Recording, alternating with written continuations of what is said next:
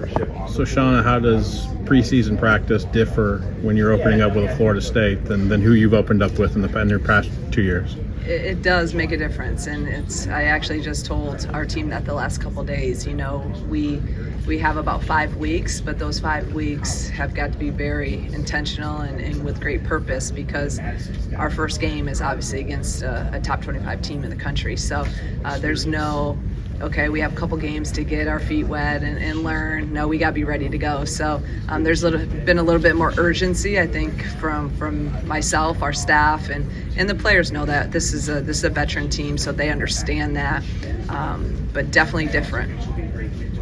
Shauna, what did you learn about your team just from that foreign tour that you guys went on? Because I know you talked about the veteran players and also the newcomers. So just what did you learn about the team? I think number one, the team got closer, and this was already a team that has been together for a little while and was a pretty tight-knit crew. But with our new guys coming in, they all said, every kid that I talked to after was like, Coach, we grew, we're so much tighter, we're so much closer, after that trip. So that accomplished the most important thing of the togetherness and the chemistry and the relationships. It tightened them.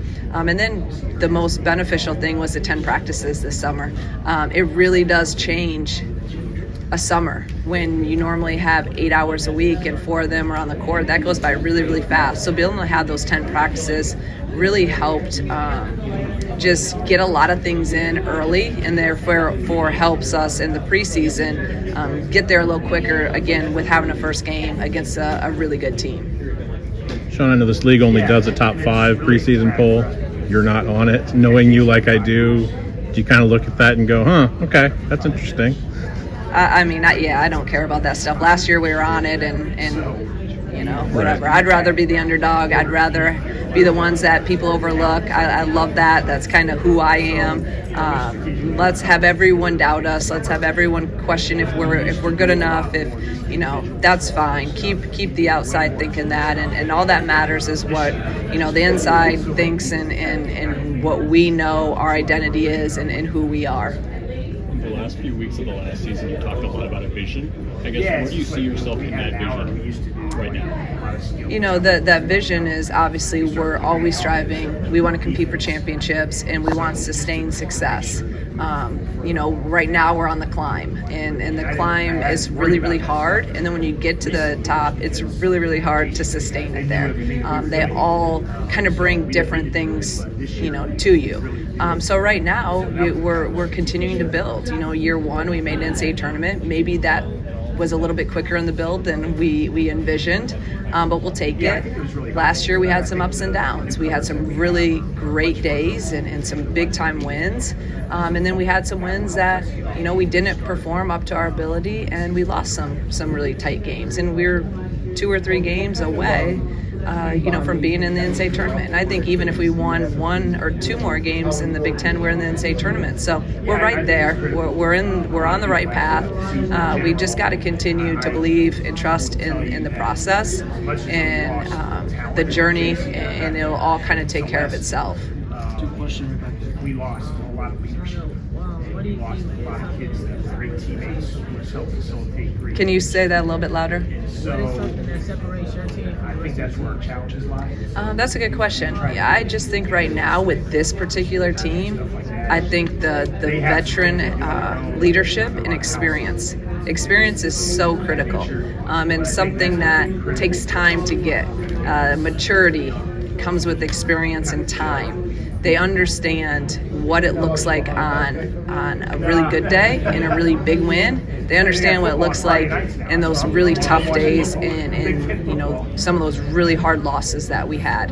And then they understand what it takes in terms of how a response has to look in order for us to continue to grow from failure and to continue to make the climb. And so that's what this team is. They're a mature veteran team with some really good young pieces in there.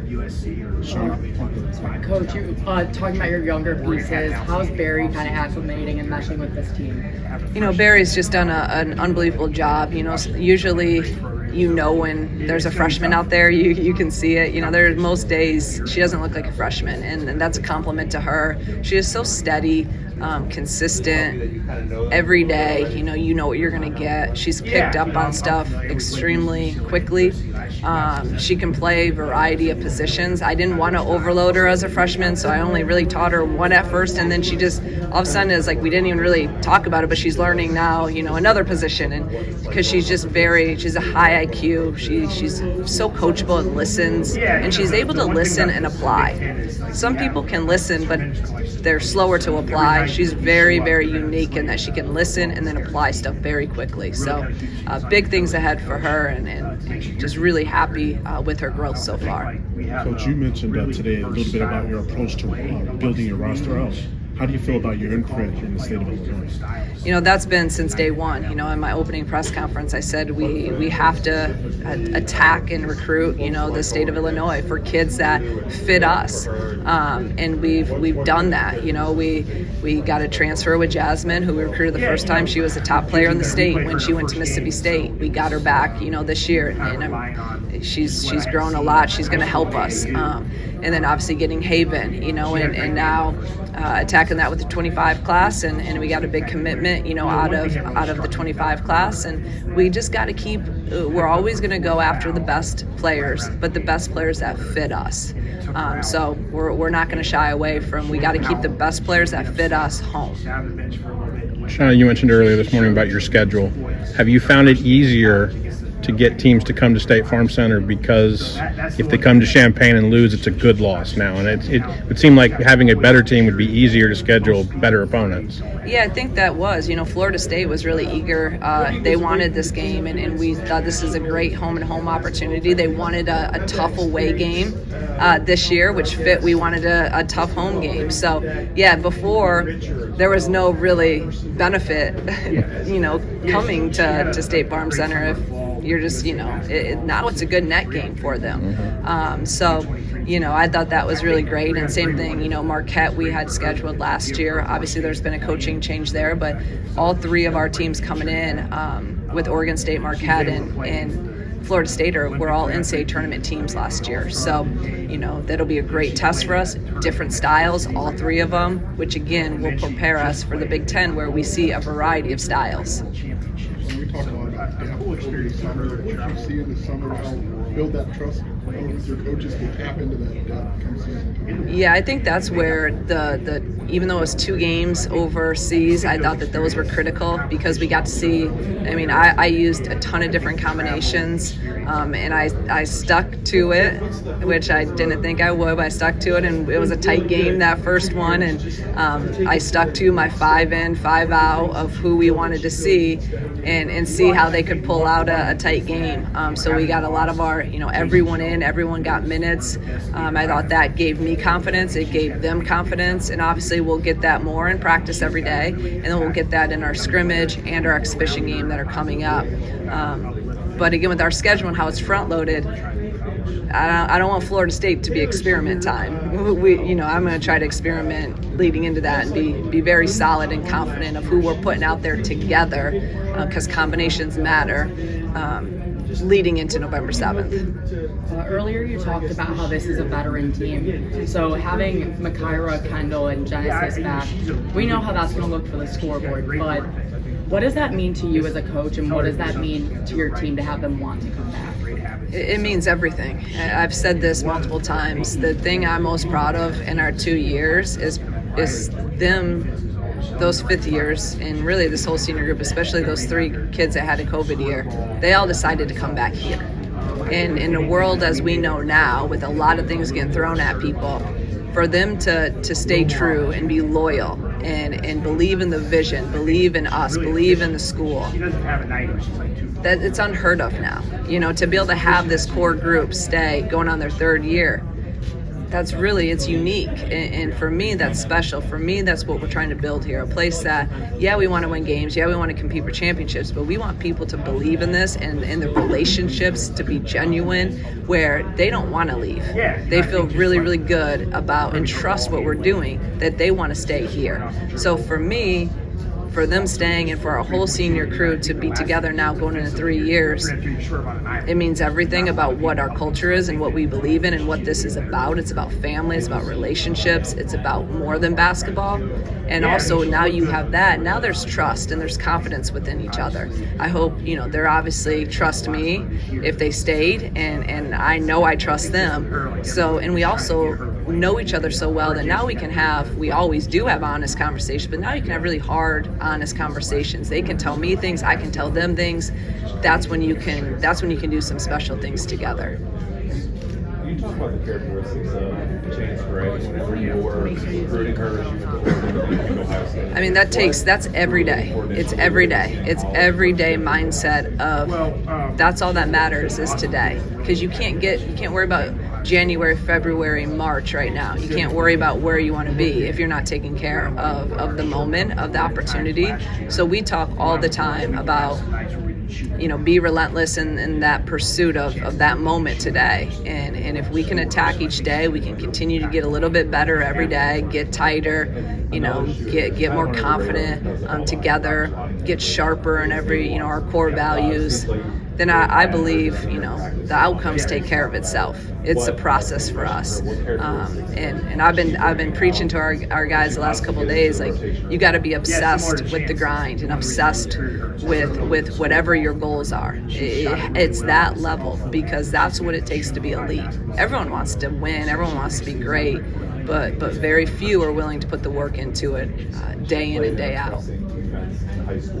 Now with Jason on, From a defensive standpoint, what do you like about with that being is that another reason? Yeah, she's been really good. Yeah, Jazz really adds, and she's still learning what we want, but from a physical and athletic and quickness ability, she has everything to be an elite defender. And we knew that, but now I see it. She's still, again, learning how we play, and that's hard. There's always a learning curve with that. But when those possessions where she is executing it, she can guard anyone in the country. Just like Dal, from the moment, first few days in workouts I saw with Dal, I told her that whole first year, our goal is for her to be all Big Ten defensive team. So I've been in her ear for 2 years now. And I think you saw some of that at the end of last year when, she guarded some of the best players on the other team and locked them up. And she wants it. She thrives on it. She loves that challenge. So I see, Jazz kind of being that type of, and I'm in her ear about that, be a defensive stopper. So now you have Dal that can guard, a bigger guard. You have Jazz that can, and then obviously Makaira is an elite defender, but Makaira also has to do so many other things. Sometimes she gets worn down, and we have a little bit more depth. We can switch some people around to try to keep some people fresh on some of those top guys on other teams. Conference being 18 teams, you don't get those revenge matches anymore. What's your approach heading into maybe only home game or only road games? I really like it. I like that I think it's as fair as it can possibly be. You have one game against, obviously we have Northwestern twice, but otherwise it's one game. And I think it's just going to add more. It's just, there's so many implications down the road for one game. It's going to add more to those, and every game means so much. So where we've had those double games before, and if something happens the first game, you had that as motivation. Well, now if you need motivation, well, you probably shouldn't be playing at this level. But if you do need it, I'll find ways to go. I'll go back a year or two. I'll find ways to get them motivated for those. But I love the schedule. I love that we have everyone just once. I know it's 5 months away, but I noticed when the Big Ten schedule came out, your Los Angeles trip is obviously a back-to-back, which means I would assume you're going to be in Los Angeles for 6, 7, maybe 8 days. Have you thought with your staff about how that's going to work, just as almost like a professional road trip? No, I have not. I have not. And if you put it like that, that's a long time. So, and you put it in 5 months away, that seems crazy too, that it's 5 months away. But it'll be here before we know it. And I'm kind of glad that we have that road trip towards the end. I think I like in terms of the sequence of it. But yeah, I'm trying to get through today and worry about Florida State. The unintended consequence of adding 4 West Coast teams. Motivates me every day to what? Keep helping them. Our players, no doubt about it. Our players. I want, I do this because of them, and I want them to experience success. I want them to experience and be able to fulfill, what their dreams are. So that's what drives me every day is them. And I've done it. I've been there. But this is for how much can I pour into them to make them the best versions of themselves, so they can experience the feeling of success and then learn from failure. So they can continue to grow as people. That's why we do this. That's like being somewhere else 25 years. It's not an easy place to be, but there's got to I see the most confident version of Bryn that I've seen. She was really good her first year, and last year had ups and downs. And right now she's very determined. I think she's really just locked in. She's embraced this is her last year, and I think she's enjoying that. Like this is my last year. I'm going to leave everything out there. And all summer she had the best summer she's had, and she's been with me, her whole career. So I'm really, really proud of her. I'm really happy with where she's at. She just needs to continue, and I'm just continue to pour into her. Shoot it when you're open. You're one of the best shooters there is in the country.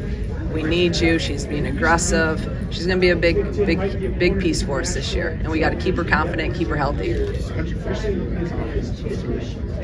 Some of it, we always are pouring in to players, but confidence is within you.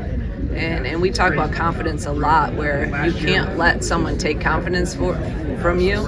It's your self-confidence. It has to come from within. So if I'm telling you every day, you're great and you're this, but you don't believe that, then it doesn't matter what other people are saying. So, she is in a really good place now, and whatever she did to get herself into a confident place, a lot of things with Bryn in particular, and really everyone, but with Bryn, when she's in the gym and when she's able to get reps up, she's very confident. Last year, with the wrist injury, she wasn't able to get reps up. And when you don't get reps up, I say it all the time, reps lead to confidence, confidence leads to success. If you're not getting reps up, you're not going to be confident. And I think that really, was unfortunate, but she just couldn't get those reps up because of the injury.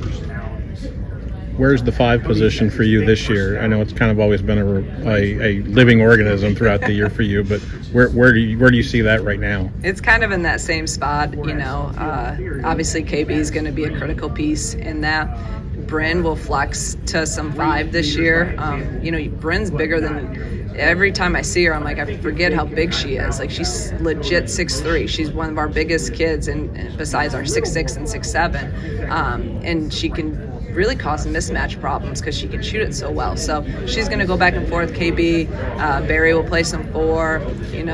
We got some new 5s that hopefully will come in and be able to help a little bit. But KB's going to play her majority of her minutes again, going from 4 to the 5 and flexing with that. Probably more so the 5 this year than where last year we flexed her more to the 4. Kendall's jump shot was a pleasant surprise over the development last season. Is there anything maybe also surprising coming to this year that you've seen in practice? I just think that she continues to be confident in her range, in her outside game, which is something she's worked on really hard the past 2 summers, and has continued this past summer. And she went from our first year here to last year, she shot 0% from 3. And last year she shot 41% from 3. And that's unbelievable. No one does that. 0 to 41% out of your 5 player who's a true senior. So, that's the development piece. That's where, the reps, again, give confidence. And she, through her shooting programs, through individual work, through teamwork, in the summer, really developed herself and got herself to a confident place. And now I expect that to be the same this year. So now if we're playing her at the 5, and now she can pick and pop, now we can do some different things with her and spread the floor and maybe pull some of those rim protectors out. Our guards are dynamic enough that it's really going to cause problems. So we're going to look to do a little bit some different things with really going more 4 out, 1 in, pulling KB, sometimes 5 out, pulling her out a little bit, trying to get those rim protectors out. Since we are a little bit smaller per se with KB at the 5 this year, we're going to try to utilize that to our advantage on the offensive side. Where Turning the ball, like we've heard your voice for 2 off seasons. Like, how do you kind of keep things fresh? If that makes sense, or Yeah. like keep kind of issuing different new challenges. Yeah, because they're sick of everything I say. So you're right on that. And you got to be, that's where another thing, in the summer I always give my assistants a big voice. And I think that's so important because they do. They start, it's like parents. You start tuning them out. And, so I got to continue at times to get on them and to challenge them. You got to continue to cultivate the relationships. Even though you have a good relationship, you have to continue that because that's that trust, and then you can coach them hard. And then again, I put a lot of it back on them, especially when you have veterans, when you have the leadership we have, when I have relationships I do, like I do with our veterans. I challenge them. What do you guys think?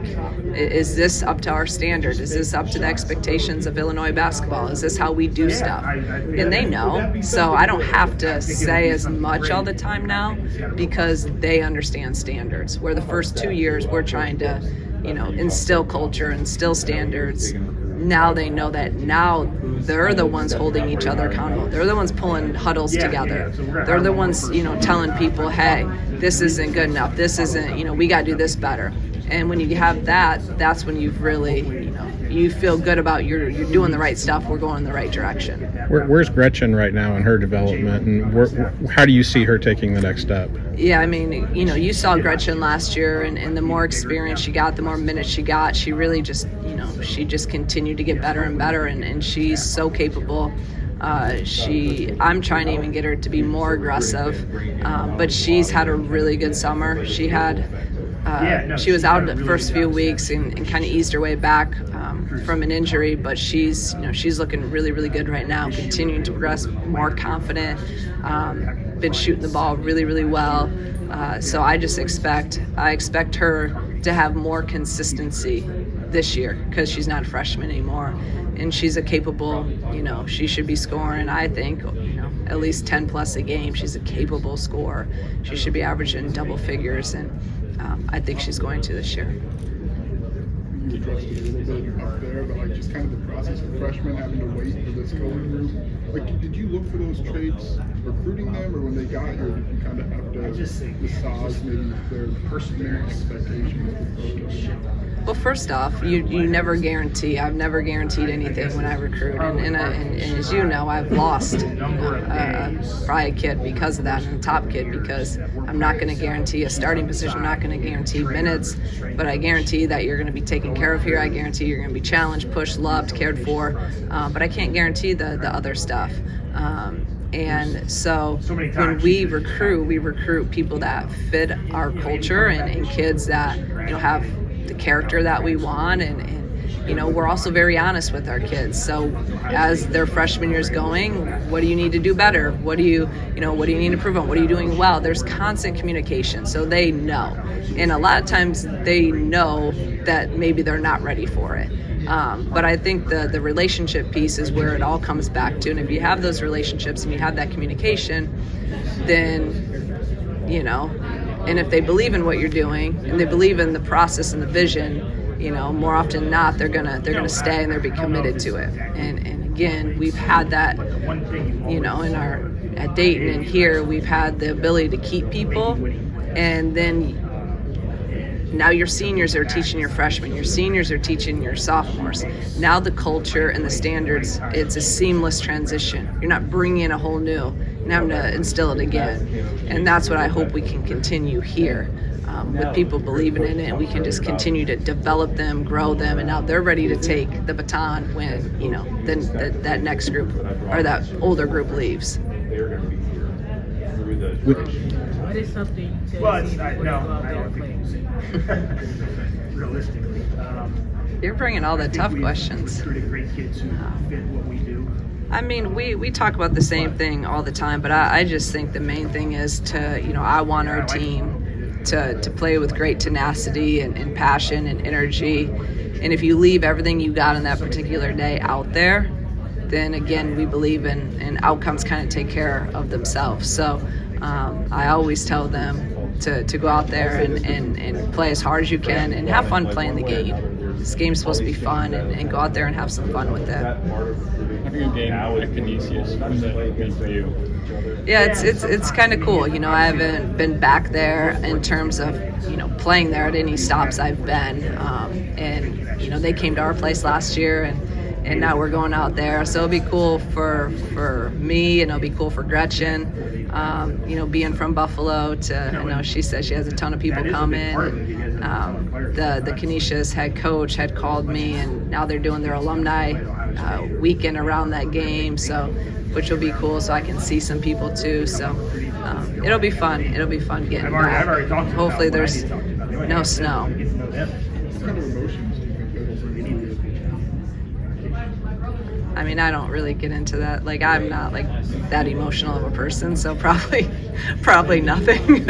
It'll be cool. It'll be great. It'll be weird, you know, to be back in that gym and playing there. And I'm so old, I don't really even remember. I don't even remember those days. So, but I just think it's neat that they thought of it. Ryan got it set up before he left. The head coach at the time at Canisius was super into it and wanted to bring, you know, me back. And I thought that was a cool part of it. When you and your staff did the self-evaluation of this roller coaster ride that was last year, like, what led into the ups and the downs? Was it as simple as Makaira having a concussion and Glenn never being healthy and Jen always being hurt? Not to say that there's excuses, but those are really big players for you.